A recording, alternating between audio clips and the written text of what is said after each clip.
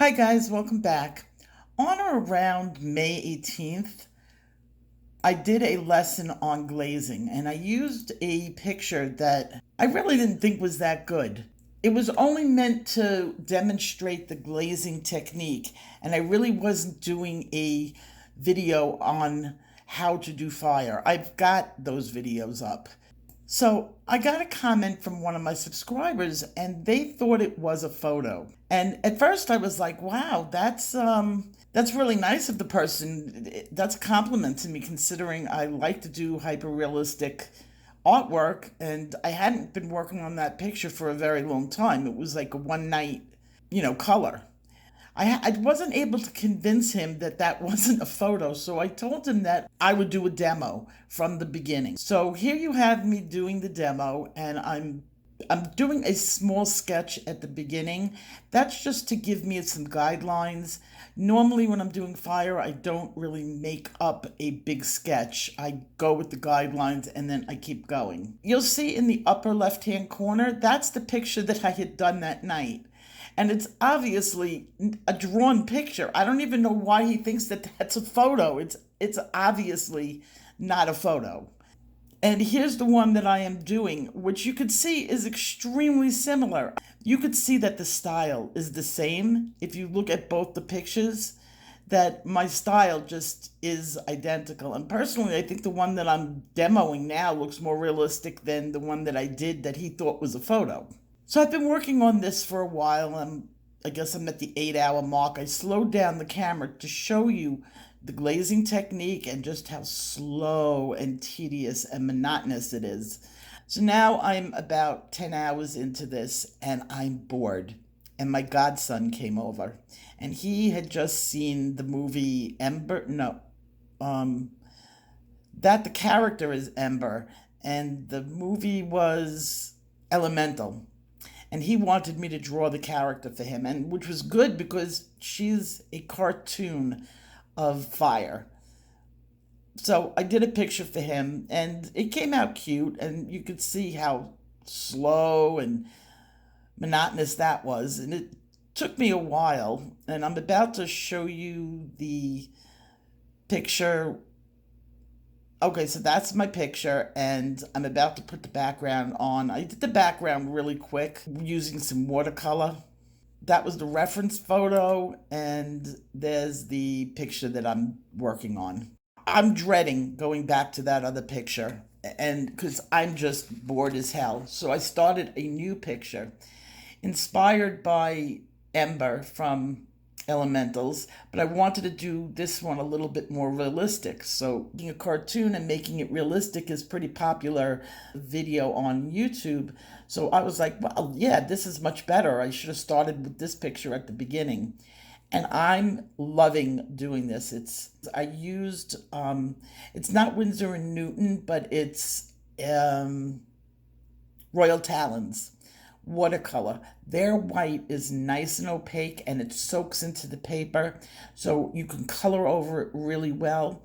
And that's what I use to brighten up, because I'm using dark paper.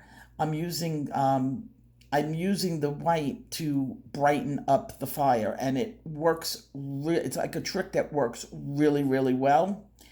And as I said, I'm loving this picture. It's coming out very realistic, and I'm enjoying the subject because I love to do portraits. I spilt water all over the picture. I mean, the picture was soaked, and basically I had to start over.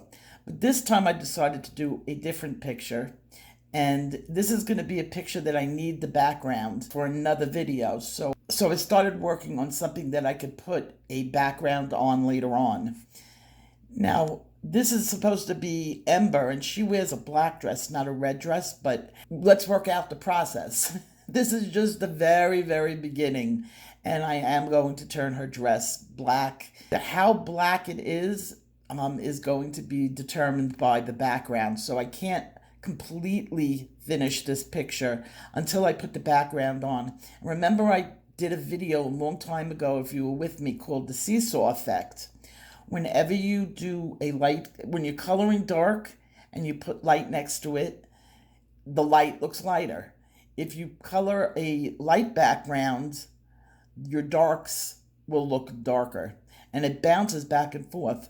So I don't always recommend finishing the focal part of the picture, and that she's going to be the focal part, until the end, when you can nip and tuck the background and make sure that your colors are popping in the right places and your tones are not mid-ground. You've got some extreme tones going on the lights and the darks.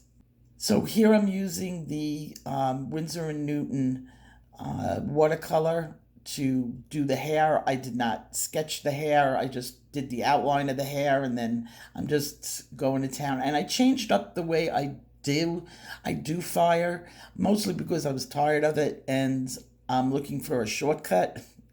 And this worked out okay too. Since I was doing it a bright orange, I didn't do it exactly the way I normally do fire, because it was supposed to be a cross between hair and fire. It's not supposed to be fire, and it's not supposed to be hair. It's supposed to be like hair on fire. Another trick, if you saw it in the video really quick, I use a sheer alcohol marker. I recommend either a Copic or a Prismacolor, something that's very light, not heavy. Make sure that the ink is not heavy. And you can glaze over your fire to give it a glowing look. And I use that technique. And you can see my Prismacolor. I'm using Canary Yellow.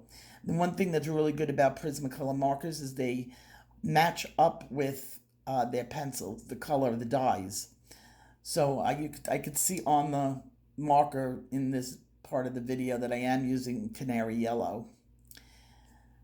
But it's still looking very red. I haven't started with the black yet. I'm probably about 50% at this point done with the picture, and I'm going to start to tighten up the folds in the dress. Often, I always think that, the closest thing to doing fire would be dress folds. When you do a dress fold, it doesn't often, the look of the dress doesn't come out until the very end. All of a sudden, it's clumpy, and then all of a sudden, you cross over that line, and it starts to look like folds and not just random marks. So that's at the point that right now I'm getting, is where things are going to start. I'm adjusting my tones so that things are not too bright. I'm making sure that there's a good color variation, and the dress is starting to get darker, just like Ember's. Now, I'm not going to take it completely dark because the background is going to be black, and you don't want to do that. So her dress is going to be red against a black background. What I'm thinking of doing for this background is a smoky background. So it'll be the hair on fire with the smoke in the background, and I'm going to use base paste. The recipe for 2023. I have not done that video yet. I will be coming out with it.